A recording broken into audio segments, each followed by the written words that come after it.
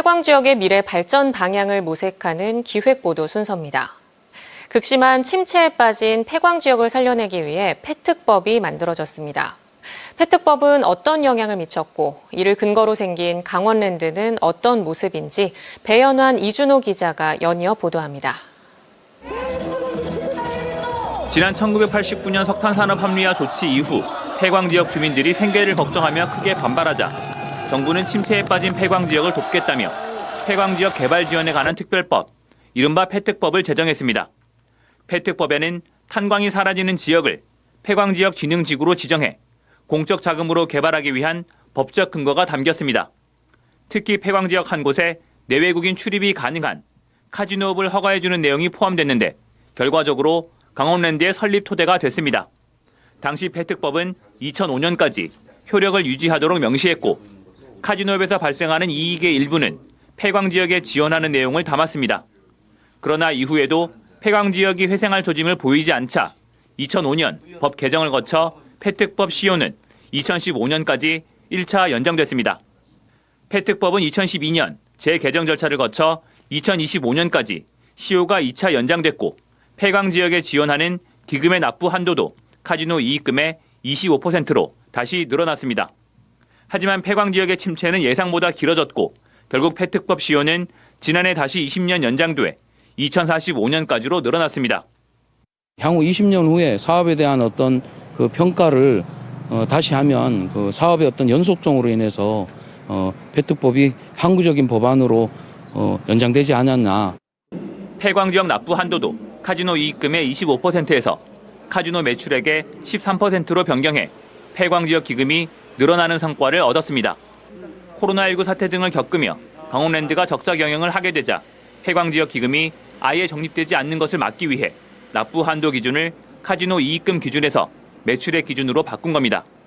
20년도에 폐광 기금이 0원이었는데 그런 걸 방지하고 또 매출액의 13%면 기존의 폐광 기금보다는 조금 다소 높은 수준입니다. 폐특법 시효는 연장됐지만 폐광 지역 개발 기금을 통한 실질적인 지역 경제 활성화와 미래 먹거리 창출이라는 과제는 여전히 남아 있습니다. 강원랜드가 생긴 이후 지난 2000년부터 20년 넘게 폐광 지역을 위해 카지노 영업으로 적립한 기금은 2조 2천억 원. 막대한 공적 자금이 투입됐는데도 지역 소멸과 지역 경제 침체를 막지 못한 게 현실입니다. 인구로 말하면 한 5분의 4, 6분의 4는 줄었고 그 6분의 4, 1만 남았지 뭐 그렇고 이 폐광되기 전하고 지금하고 경기는 뭐 10분의 1도 더 줄었어요. 이처럼 폐특법이 연장되는 과정을 거치며 폐광 지역에서는 안도와 함께 걱정이 늘 교차하고 있습니다. 2045년까지 앞으로 남은 시간은 20여 년. 폐광 지역 개발 기금을 어떻게 사용하느냐에 따라 폐광 지역의 존립이 결정될 것으로 보입니다. 이런 상황에서 폐광 지역 활성화를 위해 마중물 역할을 맡고 있는 강원랜드가 설립 이후 어떻게 자리매김하고 있는지 취재했습니다. 지난 1996년 폐특법을 근거로 강원랜드 법인이 설립됐습니다. 당시 정선 지역 주민들은 30개 넘는 탄광이 사라져 지역 소멸 위기에 처해 있었다고 회상합니다. 저희는 목숨을 걸고 했었고 그 당시에 폐기물장, 교도소, 정부에서 흉물스러운 모든 것 우리가 받을 준비가 돼 있다. 그 정도로 저희는 절박했었고요. 강원랜드는 법인 설립 4년 만에 스몰 카지노 문을 열었습니다. 라스베가스나 호주나 마카오 같은 데서 했는데 이제 나이 많아서 외국 못 나가고 그래서 여기서 왔습니다. 지난 2003년엔 메인 카지노가 개장했고 지난해까지 누적 방문객 5천만 명에 달합니다. 폐광 지역에 2조 원 넘는 기금을 지원했고 3천억 원이 넘는 지방세를 냈습니다. 여기에 다양한 사회공헌 사업에 3천억 원의 비용을 썼습니다. 그러나 강원랜드가 있는 정선군을 포함해 폐광 지역은 여전히 소멸 위기에 놓여 있습니다. 어린아이들은 없고 실질적으로 지금 노후된 70 이상 노인네들이 80% 우리 지역에 살고 있습니다. 인구가 늘질 않아요. 강원랜드가 자회사나 출자기관으로 참여한 하이원 추추파크, 하이원 엔터테인먼트 등 대부분의 대체 산업이 실패하며 투자 효과가 크지 않았던 겁니다.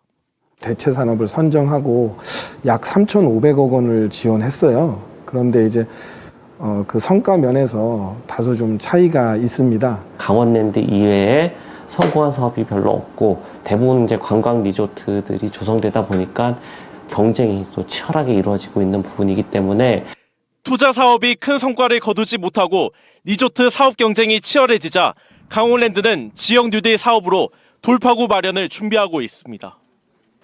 강원랜드의 주요 중장기 목표 중 하나는 부지 주변 산림을 활용한 복합 휴양 리조트 조성입니다.